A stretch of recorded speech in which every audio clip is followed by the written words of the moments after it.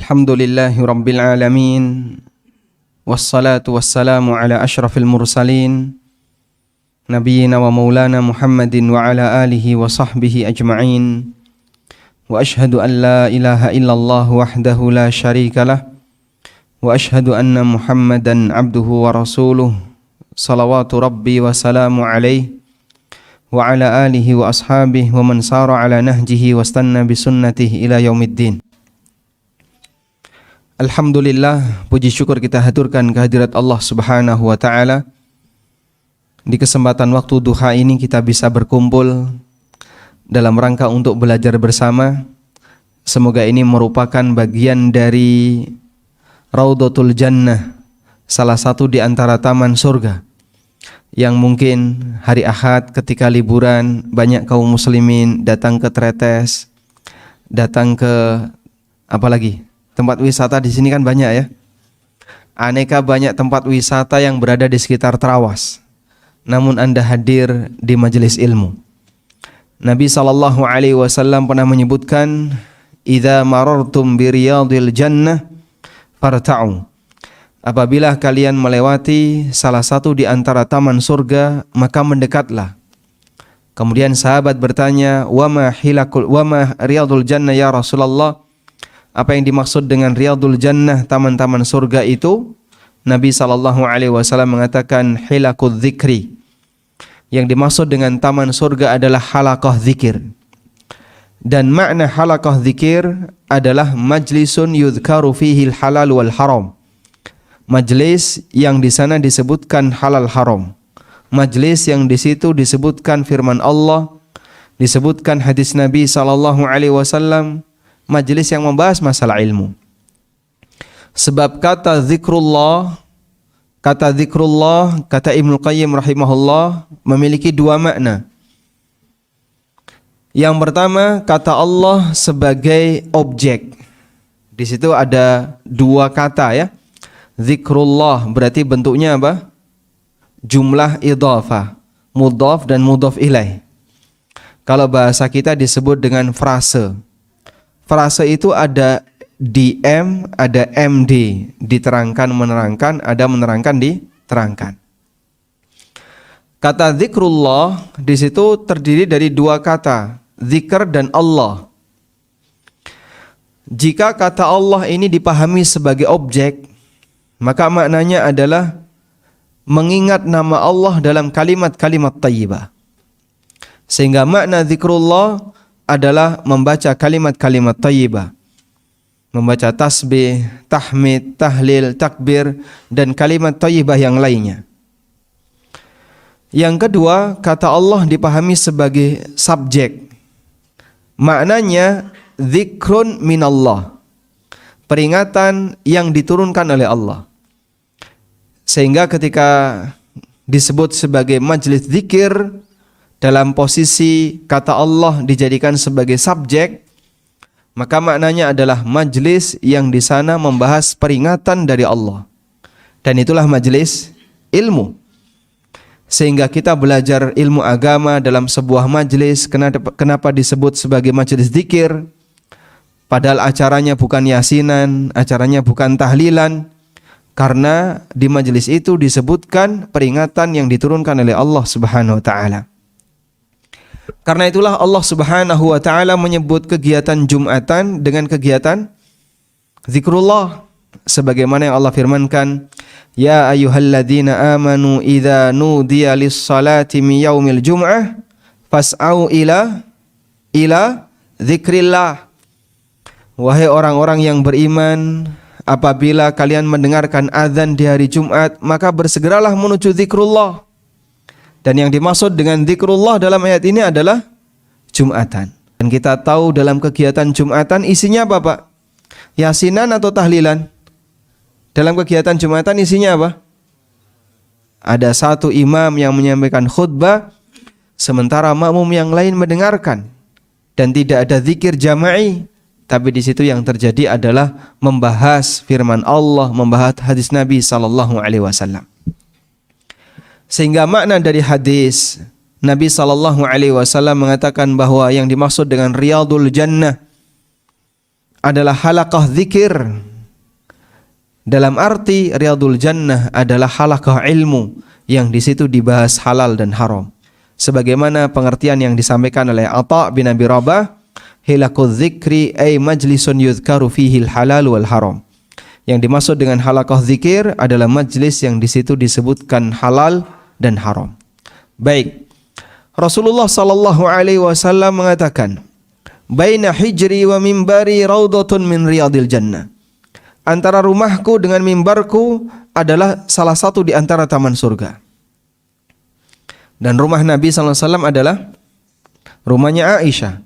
Mimbar beliau berada di ujung Masjid Nabawi yang pertama, di ujung sebelah kanan. Masjid Nabawi menghadap kemana, Pak? Menghadap ke kiblat. Ya, betul ya. Masjid Nabawi menghadap ke selatan ya. Masjid Nabawi menghadap ke selatan. Di sebelah kiri adalah rumah Aisyah, mepet dengan pintu Masjid Nabawi.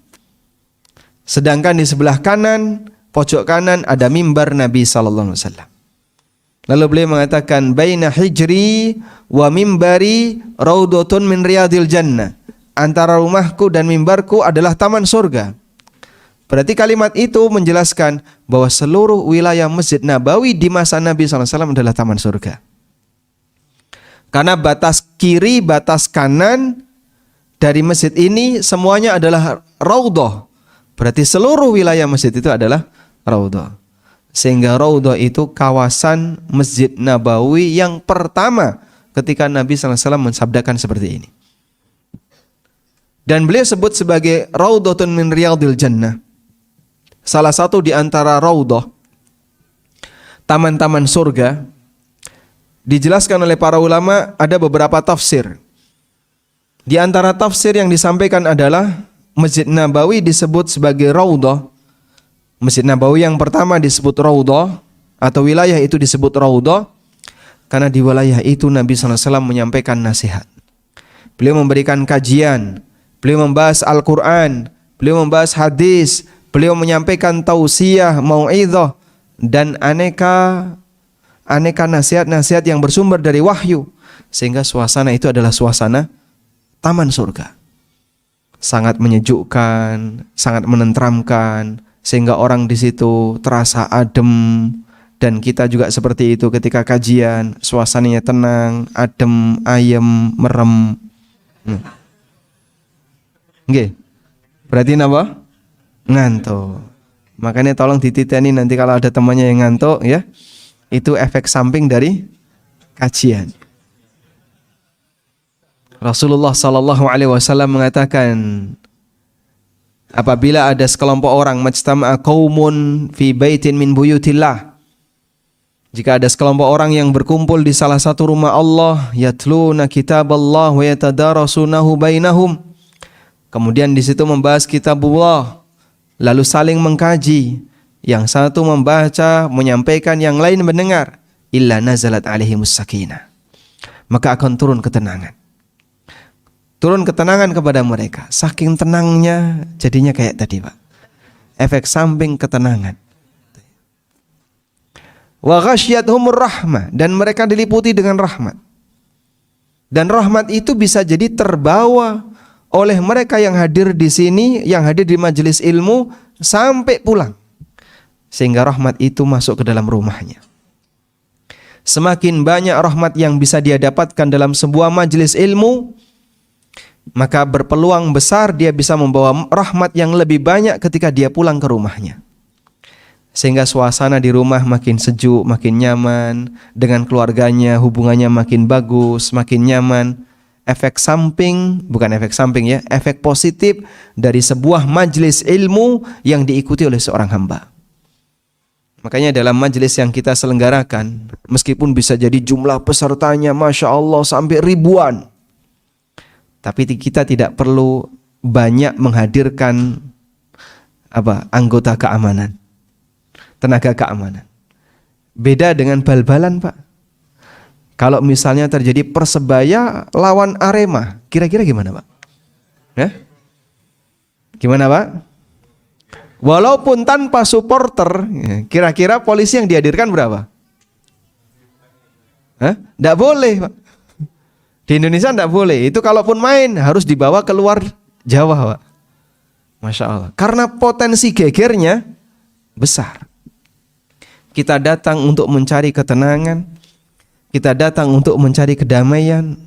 Bukan berkumpul untuk bikin masalah. Makanya majelis ilmu tidak perlu diamankan. Insya Allah aman. Datang dalam posisi aman dan pulang dalam posisi aman.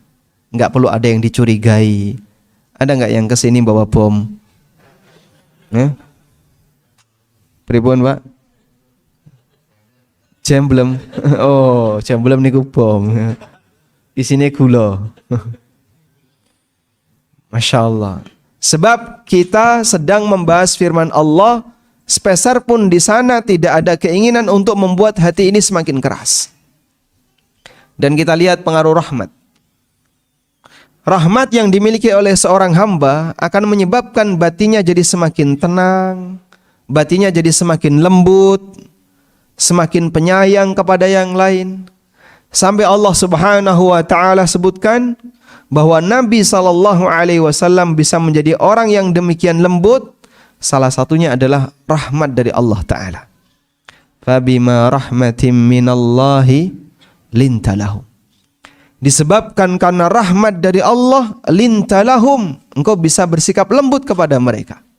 Engkau bisa bersikap lunak kepada mereka. Walau kunta faddan ghalidhal qalbi lam faddu min hawlik. Kalau kamu bersikap keras, kasar kepada mereka, nanti mereka akan bubar, meninggalkan kamu. Namun dengan rahmat itulah Rasulullah sallallahu alaihi wasallam diberi oleh Allah keistimewaan, beliau menjadi orang yang sangat belas kasihan, sangat lembut, sangat penyayang dengan sesama dan seterusnya. Nah, kita mencoba untuk menjadi seperti itu. Makanya banyak sekali ya testimoni dari para kaum muslimin, antara mereka yang belum kenal sunnah dengan yang sudah kenal ngaji sunnah, perbedaan karakternya jauh atau tidak? Sangat jauh. Dan itu sampai dirasakan oleh pasangan hidupnya. Terima kasih Pak Ustadz ya. Sejak istri saya ikut kajian Pak Ustadz, sekarang di rumah mau niru Aisyah. Masya Allah. Sudah mulai nyerempet ini ya. Ya meskipun bertahan 3-4 hari, setelah itu balik jadi juminten. Sehingga kedamaian rumah tangga bisa didapatkan. Suami juga seperti itu. Biasanya suami saya Pak Ustadz, Masya Allah, kayak malakul maut. Tiap hari yang diucapkan agak pedes, nyelekit, galak, dan seterusnya. Begitu dia ngaji, mulai dia lembut, kasih sayang dengan keluarganya, dan seterusnya. Itulah pengaruh dari ketika orang belajar ilmu agama. Dan testimoni itu saya dengar, Pak. Ada sebagian dari ummahat yang bilang suaminya jadi lembut setelah ikut ngaji. Ada juga yang awalnya Masya Allah badannya penuh dengan tato ya. Kupingnya itu loh Pak lebar. Kenapa Pak? Ramong tinde Pak. Sing bunder gede ini jenisnya apa Pak? Ya, dia kasih ring. Masya Allah. Sehingga efek itu hadir dalam pengajian. Kita lihat, oh ini kupingnya bolong. Kadang ada tato yang masih nampak di tangan, ada tato yang nampak di kaki. Dulu sebelum dia ngaji, sebelum dia belajar Islam, karakternya keras. Pengennya menang dewi, wis pokoke apa jari aku. Begitu dia belajar agama, perubahan terjadi luar biasa. Hati seorang hamba dikendalikan oleh wahyu. Anda bisa lihat kerasnya padang pasir dan penghuninya bisa jadi lembut dengan datangnya wahyu. Makanya ketika ada orang yang menganggap bahasanya semakin dekat dengan Islam semakin radikal, hakikatnya yang nuduh itu bisa jadi orang radikal. Karena dia ingin mempertahankan radikalisme ada di masyarakat. Ya. Akhirnya menuduh siapa yang dekat dengan Islam, yang penuh dengan kelembutan dianggap sebagai radikal. Dan bagi kita tuduhan semacam ini hal yang biasa, sebab dari sejak dulu yang namanya dakwah membawa kebenaran pasti akan ditolak dengan tuduhan tanpa dasar. Allah Subhanahu wa taala berfirman, Kadzalika ma atal ladzina min qablihim mir rasulin illa qalu sahirun au majnun. Setiap kali datang seorang rasul di tengah masyarakat yang mereka menolak kehadirannya, illa qalu sahirun au majnun. Selalu mereka mengatakan tukang sihir, kalau enggak orang gila. Lalu Allah katakan, atawasau bih amhum qaumun taghun. Apakah mereka itu pernah janjian? Kalau nanti datang rasul, gelari sahir atau majnun, gelari orang tukang sihir atau orang gila. Jadi yang dimaksud dengan ayat ini, dari sejak zaman Nabi Nuh alaihissalam, beliau digelari sebagai tukang sihir, beliau digelari sebagai orang gila. Lalu datang Nabi setelahnya, digelari tukang sihir, digelari orang gila. Datang Nabi setelahnya, juga sama gelarnya, tukang sihir, orang gila. Berulang seperti itu sejarahnya. Lalu Allah katakan, atawasau bih, mereka itu pernah rapat atau gimana? Mereka itu pernah rapat nggak? Terus membuat kesepakatan nanti kalau datang Nabi kita akan gelari tukang sihir atau orang gila. Kok sama gitu deh? Kok semua gelarnya sama? Apa mereka pernah rapat? Pernah nggak Pak mereka rapat? Wong tidak sezaman barang gimana mungkin mereka rapat? Tapi seragam. Maka Quran mengatakan atawasau bih. Mereka itu apa pernah terus saling nyambung pesan? Saya pesankan ya, nanti kalau ada Nabi, sampaikan dia tukang sihir atau orang gila. Terus seperti itu. Dan tidak mungkin itu terjadi sebab mereka tidak satu zaman. Tapi realitanya gelarnya seragam. Maka sejarah itu berulang. Yang beda apa Pak? Pelakunya. Sehingga dari dulu yang namanya as-sira' bainal haqqi wal batil, pertentangan antara kebenaran dengan kebatilan terus terjadi. Tinggal selanjutnya Anda berada di pihak yang mana. Maka beruntunglah ketika ada orang yang disebut sebagai al-ghuraba, orang-orang yang disebut sebagai orang yang asing. Dia bersabar barangkali menahan adanya gangguan dari orang lain. Karena sebagaimana yang dinyatakan oleh Waraqah bin Naufal, ya, beliau mengatakan, ma ahadun ja'a bima ji'ta bihi illa udhi.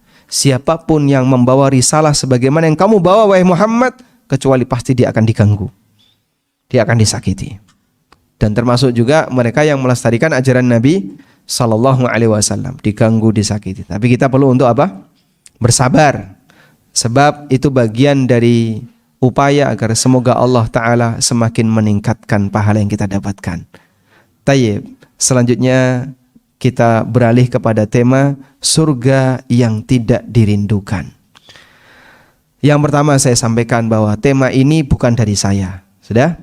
Tema ini dari panitia. Ya, makanya kita minta syarahnya terlebih dahulu dari panitia. Sebenarnya yang dimaksud surga yang tidak dirindukan itu apa Pak? Waduh. Masya Allah. Emang gak diunjuk Rien? Wah.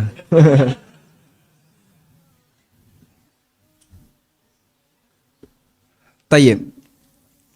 Di kesempatan kali ini saya akan mengangkat ya, tentang beberapa dalil yang disebutkan dalam Al-Quran maupun hadis Nabi SAW yang menyebutkan bahwa orang ketika ingin mendapatkan surga maka butuh perjuangan yang berat, perjuangan yang sungguh-sungguh, butuh banyak sabar, butuh banyak untuk istiqamah, selalu berusaha untuk komitmen dan besar hati, sebab surga nilainya mahal.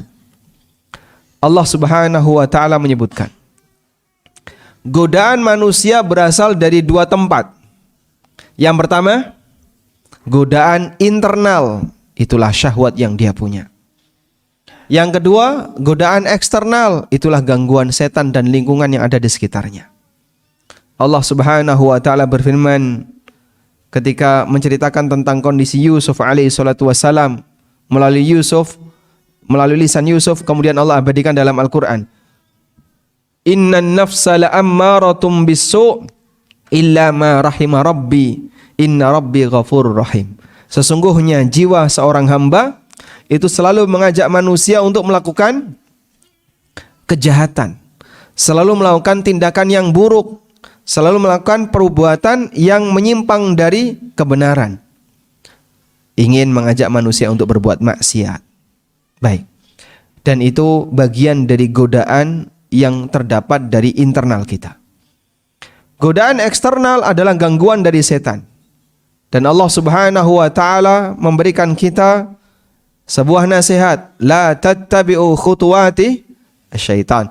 Jangan kalian ikuti langkah-langkah setan. Sebab setan ketika menggoda manusia itu tidak langsung sekaligus, tapi dilakukan secara bertahap, sedikit demi sedikit, sedikit demi sedikit, sampai akhirnya nyemplung terlalu jauh. Hingga ada sebagian ulama salaf yang mengatakan, inna syaitana la yaftahu sab'ina baban minal khairi liyaqa'a baban minasyarr. Setan itu membukakan 70 pintu kebaikan agar orangnya terjerumus dalam satu pintu kejahatan. Sehingga cuman dipengaruhi sedikit demi sedikit. Pak, enggak apa-apa Pak, kalau cuman riba sedikit boleh Pak, enggak apa-apa. Ini demi kebaikan keluarga Bapak, lanjutkan. Nah. Kemudian muncul niat dalam dirinya. Berarti kalau ini adalah bagian dari perjuangan untuk memberikan nafkah bagi keluarga. Memberikan nafkah bagi keluarga itu termasuk jihad fisabilillah. Maka Bapak harus pertahankan ini. Bertahan seperti itu terus numpuk sampai akhirnya dia terbiasa dalam perbuatan maksiat. Setan menggiring dengan cara bertahap, maka disebut dengan khutuwatus syaitan. Itulah beratnya tantangan bagi seorang mukmin yang dia ingin istiqomah di atas jalan Allah Subhanahu wa taala. Baik. Kemudian ayat yang lain Allah Subhanahu wa taala menyebutkan tentang masalah jihad fisabilillah. Yang ini merupakan amal yang berat. Allah berfirman di surat Al-Baqarah, "Kutiba 'alaikumul qitalu wa huwa kurhul lakum wa 'asa an takrahu syai'an wa huwa khairul lakum wa 'asa an tuhibbu syai'an wa huwa syarrul lakum. Wallahu ya'lamu wa antum la ta'lamun." Diwajibkan bagi kalian al-qital, untuk berperang. Wa huwa kurhul lakum, meskipun perang itu tidak kalian sukai. Sebab yang namanya perang, orang harus mengorbankan hartanya, mengorbankan jiwanya, mengorbankan apalagi, menyerahkan waktunya, dia harus berpisah dengan keluarga dan seterusnya. Ada banyak sekali bentuk pengorbanan yang harus dia keluarkan, sehingga orang tidak suka. Lalu Allah Subhanahu wa taala jelaskan, wa asa an takrahu syai'an wa huwa khairul lakum wa asa an tuhibbu syai'an wa huwa syarrul lakum. Bisa jadi kalian tidak menyukai sesuatu padahal itu baik bagi kalian, dan bisa jadi kalian menyukai sesuatu padahal itu buruk bagi kalian.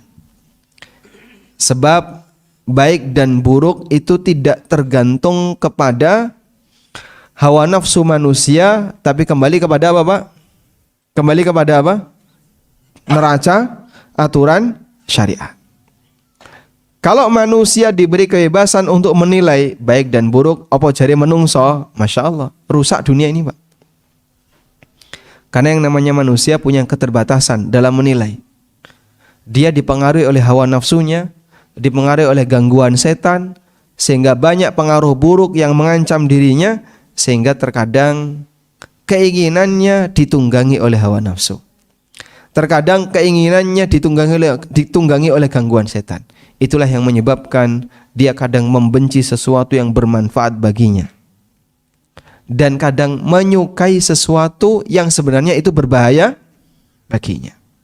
Itulah manusia. Terkadang dia membenci sesuatu yang sebenarnya itu bermanfaat baginya, atau sebaliknya, dia menyukai sesuatu padahal itu berbahaya baginya. Sebab kita ini bodoh, Pak. Menungso niku disifati oleh Allah dengan sifat apa? Bodoh. Bodoh kenapa, Pak? Ra ngerti apa sing paling manfaat untuk hidupnya. Orang yang berbuat maksiat, hakikatnya kan dia sedang mencelakakan dirinya. Makanya orang yang berbuat maksiat disebut oleh Allah sebagai apa? Orang yang bertindak bodoh.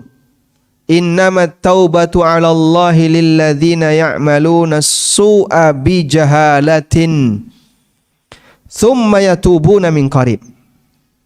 Taubat yang diterima oleh Allah adalah taubat yang dilakukan oleh orang yang berbuat maksiat bi jahalatin, karena kebodohan. Taubat yang diterima oleh Allah adalah taubat karena perbuatan maksiat yang dilakukan oleh seseorang karena kebodohan. Apa yang dimaksud perbuatan maksiat karena kebodohan? Bukan maksudnya adalah berbuat maksiat karena tidak tahu aturan. Karena kalau orang berbuat maksiat disebabkan dia nggak tahu aturan, berdosa atau tidak? Berdosa atau tidak? Tidak berdosa. Karena dia nggak ngerti. Misalnya ya, ada orang nggak ngerti kalau lewat di depan orang yang sholat itu dosa besar. Kayak gini kan di kampung banyak Pak ya. Sehingga kadang orang tuh bludas-bludus lewat di depan orang sholat nggak ada perasaan dosa. Dia lebih sungkan kalau lewat di depan orang yang zikir, duduk zikir daripada lewat di depan orang yang sholat. Karena dalam pikirannya, wong sholat ra iso mateni. Sehingga ketika dilewati orang bakalan nesu, nggak bakalan marah dia. Maka dia lewat di depan orang yang sholat tanpa ada perasaan dosa. Baik, kalaupun ada orang yang lewat di depan orang yang sholat karena dia tidak tahu bahwasanya itu haram, dosa atau tidak? Dosa atau tidak? Tidak. Kenapa? Karena tidak tahu. Betul sekali. Baik. Lalu apa makna dari ayat tadi? Innamat taubatu 'alallahi lilladzina ya'maluna as-su'a bijahalatin. Taubat yang diterima oleh Allah adalah taubat yang dilakukan oleh orang yang berbuat dosa karena kebodohannya. Orang berbuat dosa karena kebodohan kan dia tidak berdosa. Lalu kenapa dia harus bertobat? Maka makna dari ayat ini sebagaimana kata Mujahid bin Jabr, kullu man asallaha fahuwa jahil. Sedaya menungso sing lakoni dosa niku wong bodoh. Semua orang yang durhaka kepada Allah, yang bermaksiat kepada Allah, hakikatnya adalah orang yang bodoh, sebab dia merugikan dirinya sendiri. Bapak Ibu, kalau kita berbuat maksiat, apakah kemudian keagungan Allah jadi berkurang? Tidak.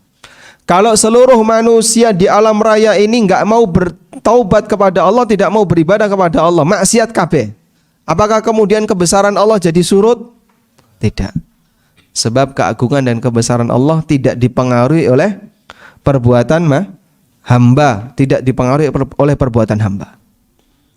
Demikian pula ketika kita melakukan taat, kabeh menungso sak donya taat kabeh, apakah kemudian kekayaan Allah jadi bertambah?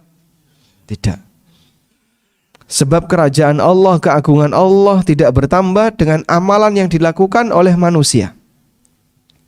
Karena itu sebenarnya ketika orang berbuat taat, manfaat yang didapatkan siapa Pak? Orang yang mendapatkan manfaat siapa? Dia sendiri. Ketika orang berbuat maksiat, kerugiannya tertimpa kepada siapa? Dia sendiri. Baik, makanya orang yang berbuat maksiat disebut oleh Allah Subhanahu wa taala sebagai orang yang bodoh. Nah, manusia disifati oleh Allah sebagai orang yang penuh dengan kebodohan. Apa dalilnya? Firman Allah Subhanahu wa taala. Inna aradna al-amanata 'ala as-samawati wal ardi wal jibal. Fa abaina ay yahmilnaha wa ashfaqna minha. Aku pernah tawarkan amanah ini kepada langit, bumi, dan gunung. Yang dimaksud amanah di sini adalah kewajiban untuk mengamalkan syariat. Jika mau ditaati, jika orang itu taat, dia dapat surga. Kalau enggak mau taat, dia akan disiksa di neraka. Allah tawarkan itu kepada langit, bumi, dan gunung. Fa'abaina ayyahmilnaha. Maka mereka enggan dan tidak sanggup untuk menanggungnya. Wa ashfaqna minha, bahkan mereka ketakutan. Wa hamalahal insan, tapi manusia sanggup untuk menanggungnya. Innahu kana zaluman jahula. Lalu Allah kasih komentar, manusia itu dolim dan bodoh. Kenapa menungso disebut dolim? Sebab menungso niku seneng nglakoni dosa, yang itu hakikatnya adalah mendolimi dirinya sendiri. Kenapa disebut bodoh? Karena manusia tidak tahu dampak buruk dan akibatnya. Sehingga saat dia melakukan perbuatan dosa tidak ada perasaan takut dalam dirinya. Baik, Karena kebodohan itulah sehingga terkadang mereka itu menilai secara terbalik. Yang bermanfaat dianggap atau tidak dia sukai, yang dia sukai bisa jadi itu akan membahayakan dirinya. Maka Allah utus seorang nabi untuk menyampaikan wahyu darinya dan menjelaskan kepada umat manusia apa yang sebenarnya bisa bermanfaat bagi kehidupannya, apa yang sebenarnya menguntungkan bagi dirinya, dan apa yang harus dia tinggalkan agar mereka tidak mendapatkan kerugian. Saya terkadang bilang begini ya, saya terkadang membuat ilustrasi seperti ini. Jadi dakwah dalam masalah muamalah itu salah satu di antara kendalanya adalah ini urusan dapur. Urusan dapur. Nek wis nggon urusan dapur agak sensitif, Pak. Bilang haram, bilang ini mengandung riba, ini gharar, jangan dilakukan. Praktek seperti ini enggak boleh dilakukan. Itu sensitif, Pak. Orang berani beda pendapat karena masalah pendapatan. Makanya kalau berani mengatakan, Pak, pekerjaan Bapak itu haram, nyamplok itu, Pak. Bisa jadi dia marah.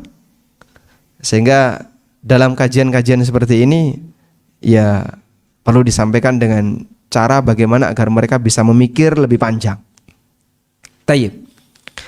Karena itu kami selalu membuat ilustrasi kayak gini. Banyak di antara manusia ketika diingatkan, Mas, ini riba, ini haram, ini gharar, enggak boleh tinggalkan. Komentar dia apa? Dadi wong muslim kok repot ya. Kowe iki nek ngaji aja kaya ngono. Radikal seperti ini.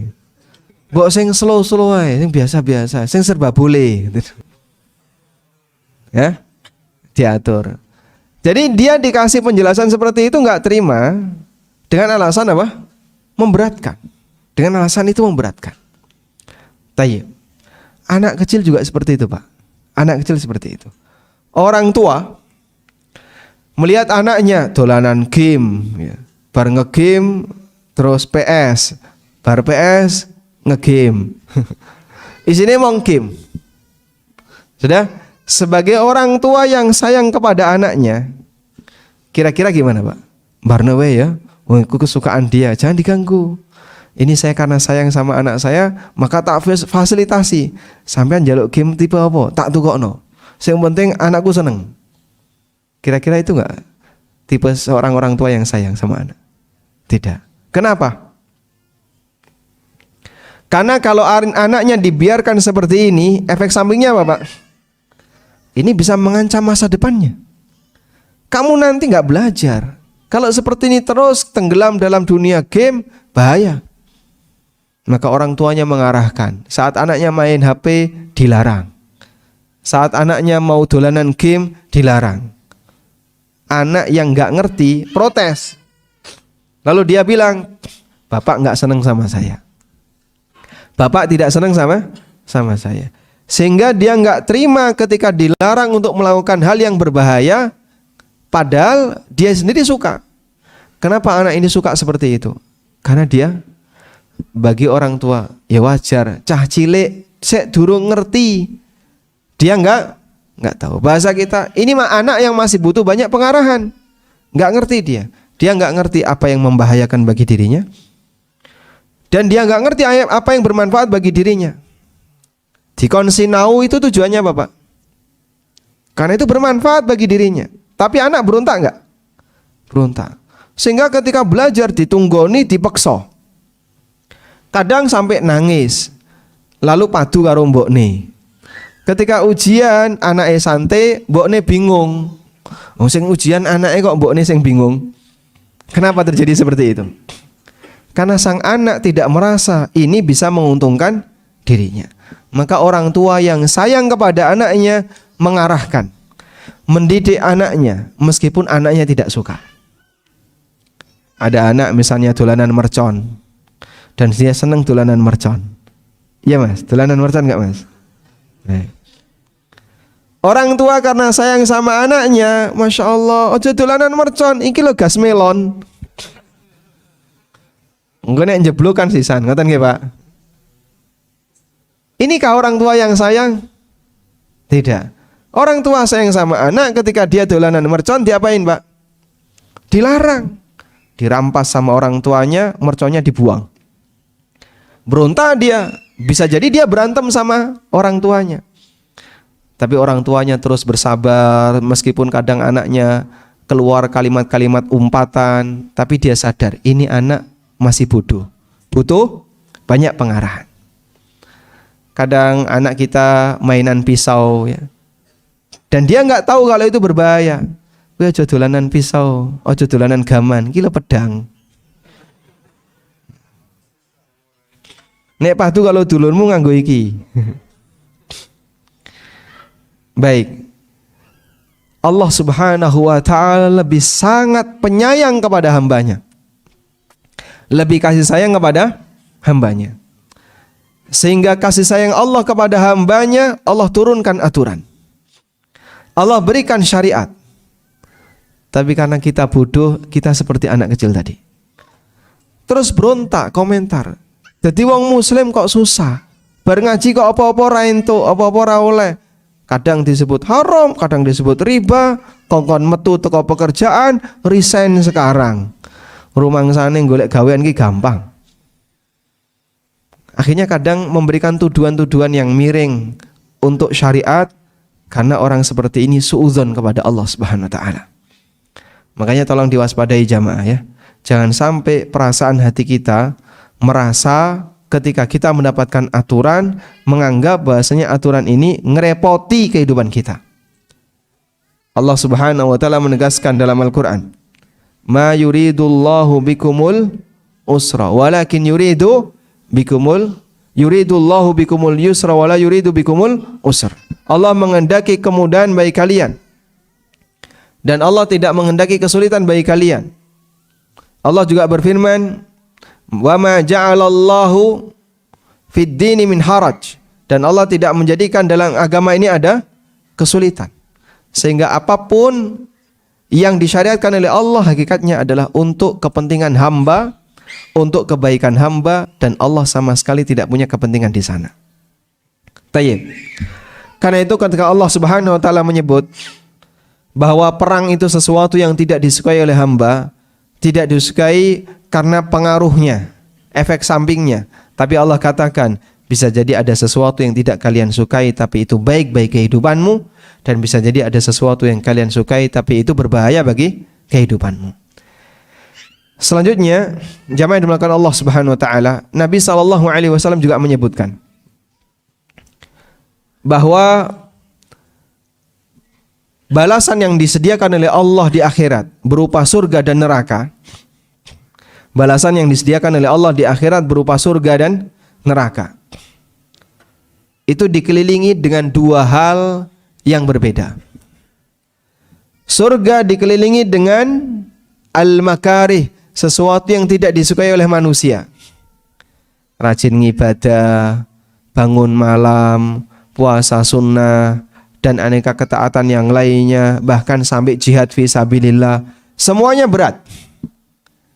Sedangkan neraka dikelilingi dengan apa?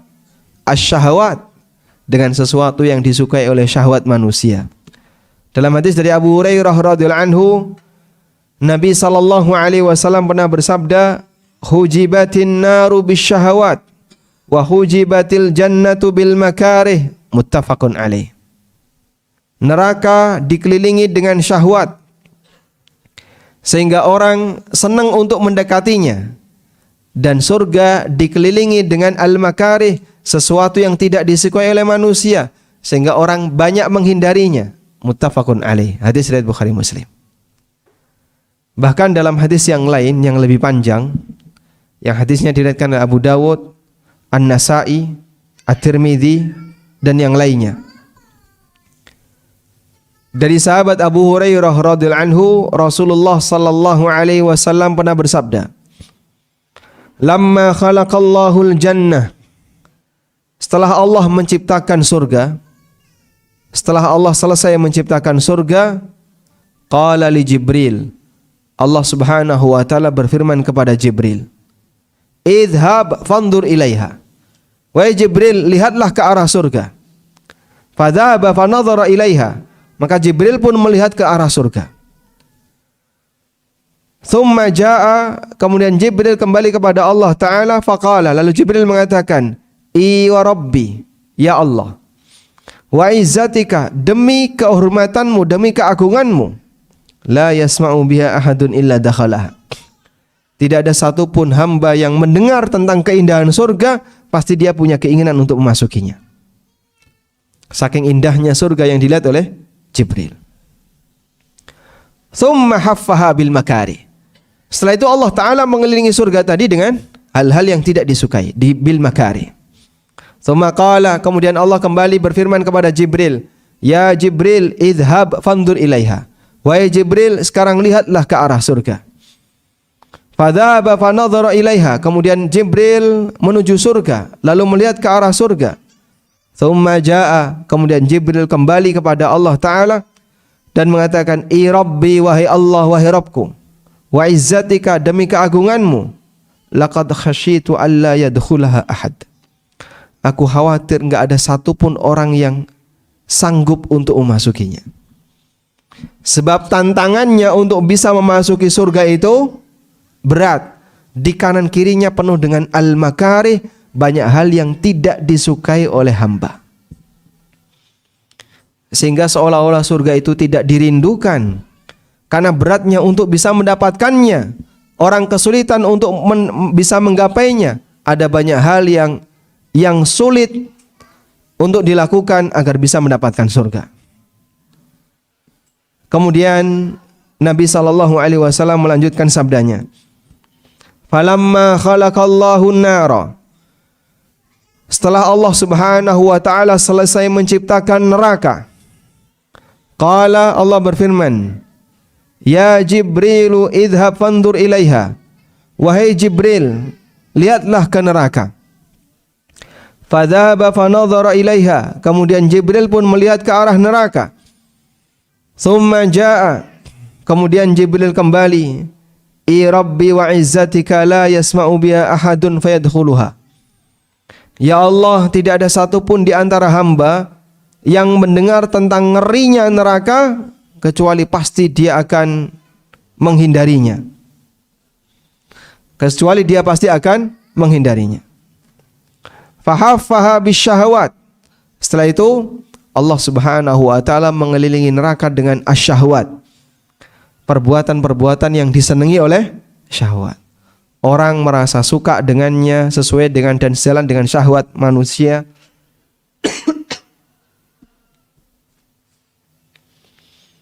Neraka dikelilingi oleh syahwat. Tsumma qala, kemudian Allah berfirman, Ya Jibril, idhab fandur ilaiha. Wahai Jibril, sekarang kamu lihat neraka. Fadhahaba fanadhara ilaiha. Lalu Jibril pun melihat ke arah neraka. Tsumma jaa, setelah dia lihat, dia balik kepada Allah Subhanahu wa Ta'ala.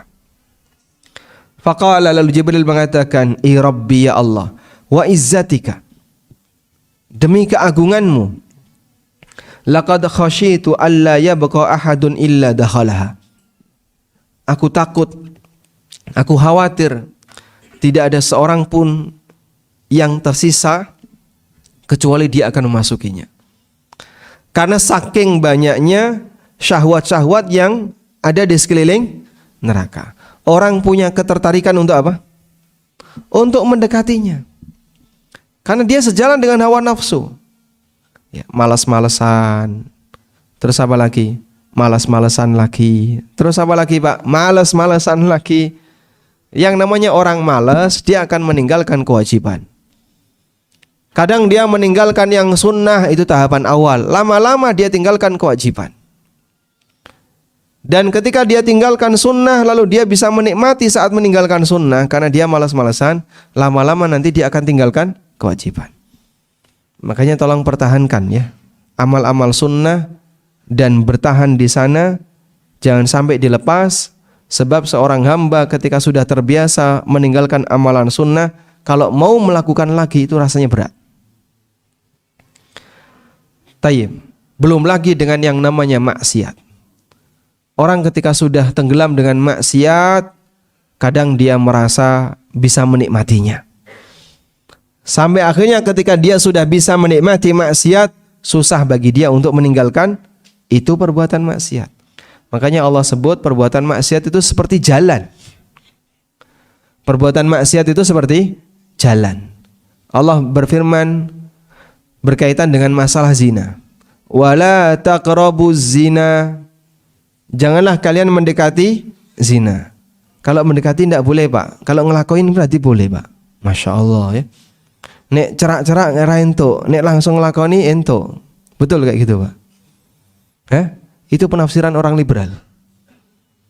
Itu penafsiran orang liberal. Sebagian orang liberal di Indonesia, mereka berbuat zina dan mereka menikmati dan tidak ada perasaan berdosa. Dan ketika dikasih dalil tadi, dia mengatakan ya nggak boleh itu mendekati. Kalau nyemplung sekalian tidak apa-apa. Sehingga jangan dekat-dekat, langsung lompat gitu ya. Subhanallah. Ini penafsiran yang menyimpang yang dilakukan oleh orang-orang liberal dan mereka sebut ini tafsir hermeneutika. Pakai istilah-istilah keren padahal itu aslinya apa? Ngapusi mahasiswa. Baik, kembali ke sini. Orang ketika sudah berbuat maksiat, dia susah keluar dari maksiat itu karena Allah sebut sebagai jalan. Allah katakan, "Wala taqrabuz zina innahu kana fahishatan wa sa'a sabila." Perbuatan zina itu adalah tindakan fahisyah wa sa'a sabila dan jalan yang jelek. Disebut sebagai sabil, jalan, karena orang itu kalau sudah menempuh sebuah jalan kesasar, susah untuk balik arah, Pak. Susah untuk balik arah. Makanya biasanya orang itu kan bertahap ya. Awalnya hanya zina dari mata, terus setelah mata merambat ke tangannya, kemudian bertahap terus sampai akhirnya waliyadzubillah sampai pada tingkatan zina kemaluan. Karena itu ada sebagian ulama yang memberikan nasihat, yaitu Bilal bin Sa'ad rahimahullah. Beliau memberikan nasihat agar kita selalu mewaspadai dosa-dosa kecil. Sebab orang kalau sudah terbiasa dengan dosa kecil, dia nanti akan terjerumus ke dalam yang lebih besar. Beliau mengatakan, bisa dihafalkan ini, kalimat ini sangat bagus. Bilal bin Sa'ad rahimahullah pernah mengatakan, "La tandur ila sigharil ma'asi, walakin indur ila azamati man ta'si." Jangan kau lihat kecilnya dosa yang kau lakukan, tapi lihatlah keagungan dat kepada siapa kau durhaka. Karena orang ketika berbuat maksiat berarti dia durhaka kepada siapa? Allah. Meskipun dosamu ini dosa kecil, tapi kamu sedang durhaka kepada zat yang maha agung, Allah subhanahu wa ta'ala. Dan ini peringatan yang Masya Allah luar biasa. Orang kalau punya rasa malu yang tinggi, puncak rasa malu seorang hamba adalah malu kepada Allah subhanahu wa ta'ala. Sehingga dia akan selalu berusaha untuk menjaga diri, hati-hati, ojo sampai ngelirak-ngelirik, ngelakoni maksiat, sebab dia tahu Allah selalu mengawasi. CCTV 24 jam, 7 hari dalam sepekan, gak nopre ini. Malaikat yang mencatat amal disebut oleh Allah dengan raqibun atid. Ma yalfidhu min qawlin illa ladaihi raqibun atid. Tidak ada satupun ucapan yang keluar dari mulut seseorang kecuali di situ ada raqib. Raqib itu malaikat yang selalu mengawasi, disebut raqib, selalu mengawasi. Atid, atid artinya tidak pernah absen, selalu hadir. Sehingga kemanapun manusia ini bergerak, dimanapun dia berada, dia selalu mencatat, dia mengawasi dan selalu hadir. Maka kalau kita dalam keseharian, saat kita mau melakukan perbuatan dosa, lalu ada orang yang kita hormati, yang kita segani, kira-kira gimana? Malu kita melakukannya, ojo sampai ketahuan. Itu baru dengan ustadznya, atau dengan tetangganya, atau dengan temannya. Langsung kebun, apa nih Pak? Rokok. Ketahuan, kelepas-kelepus, ketahuan koncone, langsung dimatikan. Kadang ada orang yang dia merasa malu ngelakoni maksiat di depan temannya, tapi dia tidak merasa malu ngelakoni maksiat di hadapan Allah. Rasa malunya perlu ditingkatkan. Puncak dari rasa malu adalah rasa malu kepada Allah Subhanahu wa taala. Sehingga meskipun ketika tidak ada orang lain, tidak ada siapapun, jaga diri. Allah Subhanahu wa taala, inna rabbaka labil mirsad, sesungguhnya Rabbmu selalu mengawasimu. Hati-hati, sebab maksiat semacam ini kalau keterusan bisa mengarah kepada yang lebih besar. Kadang ada orang yang sedang buka sesuatu, video-video yang gak gena, anaknya nangis, kaki-kaki ditutup. Kenapa? Malu ndak anaknya bangun. Cilik umur 3 tahun, umur 4 tahun, datang langsung ditutup. Takut sama anak kecil umur 4 tahun. Tapi dia nggak mikir. Allah Subhanahu wa taala zat yang maha melihat segala sesuatu, yang mengetahui segala sesuatu, sedang menyaksikannya. Makanya Bilal bin Sa'ad mengatakan, la tandur ila sigharil ma'asi, walakin indur ila azamati man ta'si. Jangan kau lihat kecilnya dosa yang sedang kau kerjakan, tapi lihatlah keagungan zat kepada siapa kau bermaksiat. Meskipun bisa jadi itu dosa kecil, tapi orang yang melakukan dosa kecil hakikatnya dia durhaka kepada Allah Subhanahu wa taala. Dan Nabi SAW juga mengingatkan, hati-hati dengan sikap suka meremehkan dosa. Dalam hadis riwayat Ahmad, Ibnu Majah dan yang lainnya, dari Aisyah radhiyallahu anha, beliau pernah bersabda, ya Aisyah, iyyaki wa muhakkiratil a'mal, fa inna laha minallahi taliban. Wahai Aisyah, hati-hati dengan sikap suka meremehkan dosa, karena sesungguhnya Allah Ta'ala mengutus malaikat yang akan terus menghitung dosanya. Allah punya malaikat yang ditugaskan untuk ngawasi dosa bagi orang yang suka meremehkan dosa kecil. Rapopo mau ngelirik saedik, rapopo. Rapopo mau sedilut, rapopo. Rapopo mau riba saedik kok rapopo. Mbok pisan-pisan nyogok itu rapopo. Dan aneka prinsip aku rapopo. Nah, itu yang menyebabkan orang jadi terbiasa dengan perbuatan maksiat. Al-makarih, tidak dia sukai, dia hindari. Dan itu menyebabkan dia jauh dari surga, malas-malesan untuk melakukan ibadah. Tapi apa yang sesuai dengan syahwatnya dia dekati, dan itu yang menyebabkan dia mendekat kepada neraka. Maka peringatan yang disampaikan oleh para ulama, jangan remehkan amal saleh, selalu lakukan amal saleh, dan jangan remehkan perbuatan maksiat, karena maksiat yang kecil bisa menjadi sumber kebinasaan bagi sang hamba. Tayyib. Lalu bagaimana dengan hadis yang menyebutkan bahwa ketaatan dan amal soleh itu ada rasa manis? Ketaatan dan amal soleh itu ada rasa manis. Maka disebut manisnya iman. Thalathun man kunna fihi wajada bihinna halawatal iman.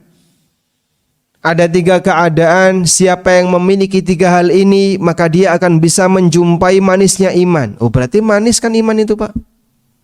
Ketaatan itu kan sesuatu yang lezat.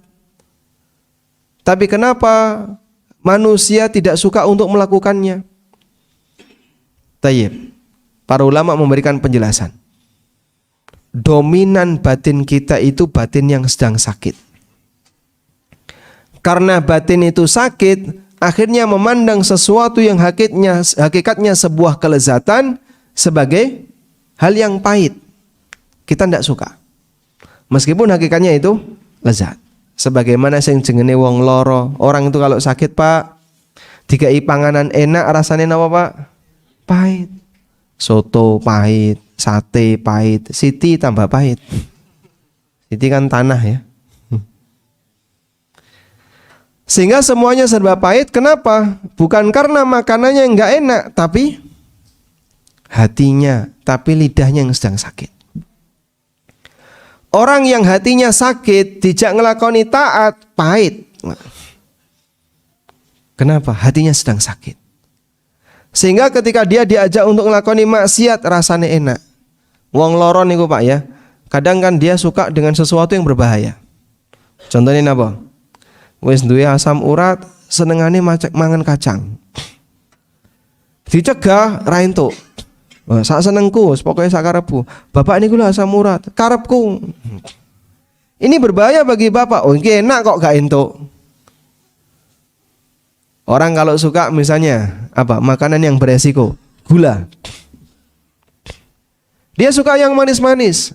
Semuanya yang manis-manis dia konsumsi. Senengannya yang manis-manis. Padahal gulanya sudah naik, sudah tinggi sekali. Tapi dia ketika ditahan, tidak boleh dicegah dari yang manis, ngamuk. Itulah kita. Orang yang sakit seperti itu. Batin yang sakit juga sama Pak.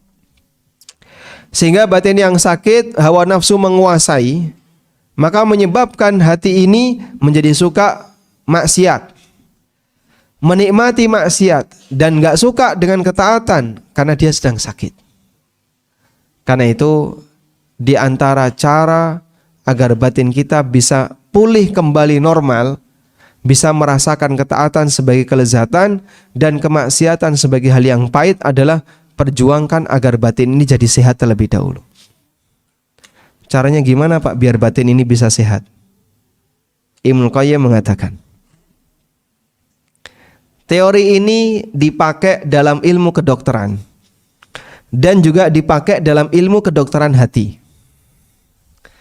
Sehingga dipakai dalam ilmu kedokteran fisik, juga dipakai dalam ilmu kedokteran batin. Ada dokter di sini? Enggak ngaku ya? Baik, enggak apa-apa. Baik. Barangkali nanti kalau saya salah tolong dikoreksi ya. Kata Ibnu Qayyim rahimahullah, cara untuk mengobati penyakit hati ada 3 tahapan. Cara untuk mengobati penyakit hati ada 3 tahapan. Yang pertama adalah hifzul quwwah, menjaga kekuatan batin. Karena ini modal dasar sesuatu yang sakit bisa disembuhkan. Makanya kalau ada sesuatu yang sakit tapi sudah nggak punya kekuatan sama sekali, sudah nggak punya peluang untuk sembuh. Ya, misalnya ada orang yang sudah tua, umurnya 90 tahun, berbaring di rumah sakit, badannya penuh dengan selang. Di kepala ada selang, di tangan ada selang, di pembuangan ada selang, ya. Karena dia nggak bisa buang air kecil, semuanya serba selang. Melbu selang, metu selang. Tayyib, orang ini kurus kering, nggak mati-mati ya. Padahal keluarganya berharap kapan ditahlil ke. Tapi dia nggak mati-mati. Nah, kalau dalam posisi seperti ini, seorang pasien, Mas, Bapak ini usianya sudah lanjut.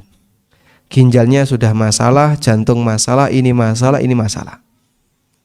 Mau dilakukan tindakan apapun, modalnya itu sudah nggak ada. Dikasih obat, ginjalnya masalah. Dikasih ini, nanti jantungnya masalah. Ini masalah. Ya sudah Mas, dipertahankan kayak gini.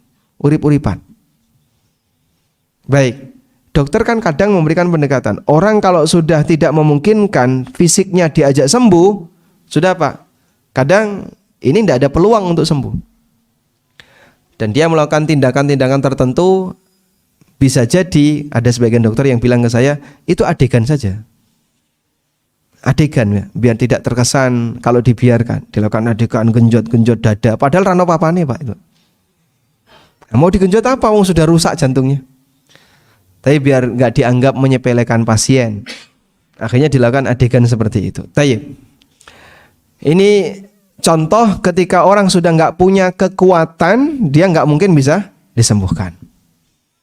Makanya modal dasarnya adalah orang ini masih punya kekuatan, insya Allah masih bisa disembuhkan. Hati juga gitu. Jaga kekuatan batin. Ketika ada penyakit batin, insya Allah masih punya peluang untuk disembuhkan. Bagaimana caranya agar batin ini bisa dijaga kekuatannya? Kalau badan manusia dokter menyarankan, Bapak istirahat ya. Pikirannya juga jangan mikir yang jauh-jauh, mikir yang tenang saja. Mbok poligami aja rasa dipikir Pak, mangko tambah loro apa iki ya. Mikir sing santai mawon Pak jenengan niku. Sehingga dia diminta untuk banyak istirahat. Tujuannya apa jemaah? Tujuannya apa? Jaga kekuatan. Sebab kalau orang yang sakit tapi dia nggak bisa beristirahat, kekuatannya makin turun. Dan nanti kalau mau disembuhkan lebih susah. Batin juga seperti itu Pak.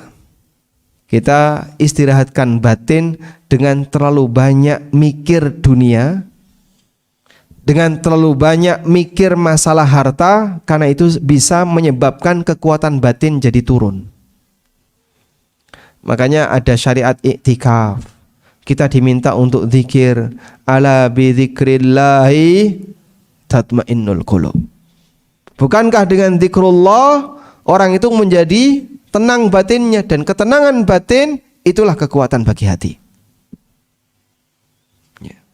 Walladzi anzalas sakinata fi qulubil mu'minin liyazdadu imanan ma imanihim. Dialah zat yang menurunkan ketenangan di hati orang yang beriman agar semakin bertambah iman mereka, di samping sebelumnya mereka juga sudah punya modal iman.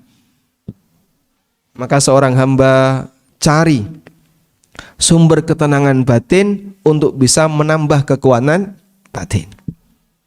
Di mana Pak tempat kekuatan batin itu, ketenangan batin itu?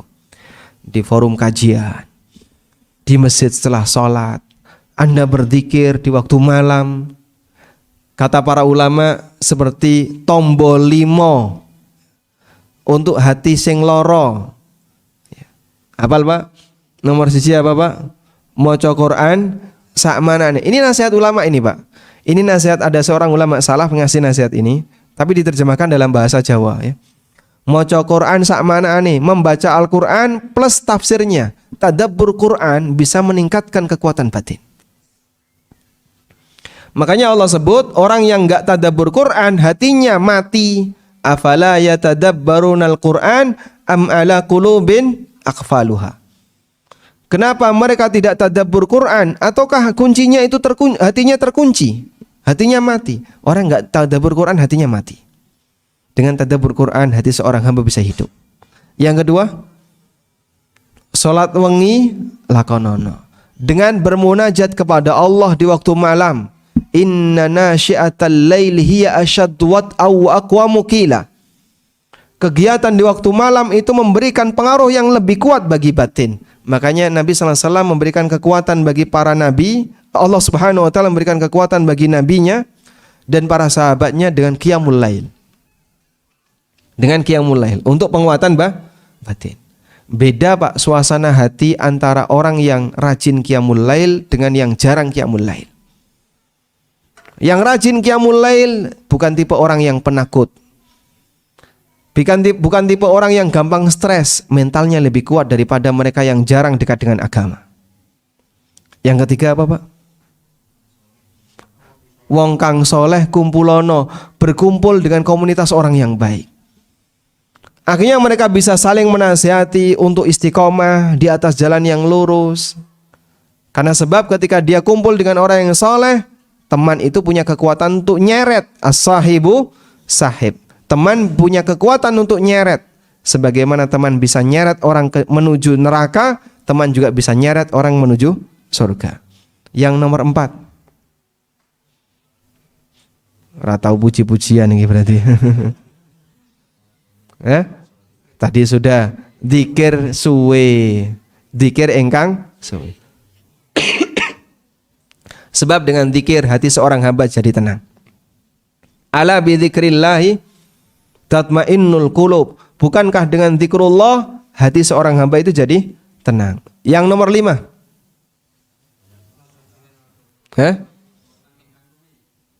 Weteng engkang luwe poso. Sehingga menungso ketika ngelakoni puasa mensucikan dosa-dosanya. Menggugurkan noda-noda dalam batin yang itu merupakan sumber penyakit bagi hati. Itulah cara untuk menjaga kekuatan hati. Ini nasihat dari ulama salaf. Ya meskipun dalam bahasa kita jadi seperti itu, dan tidak ada salahnya dari nasihat ini, sangat bagus sekali, betul apa yang beliau sampaikan. Dan itu merupakan kunci seorang hamba bisa menjaga batinnya.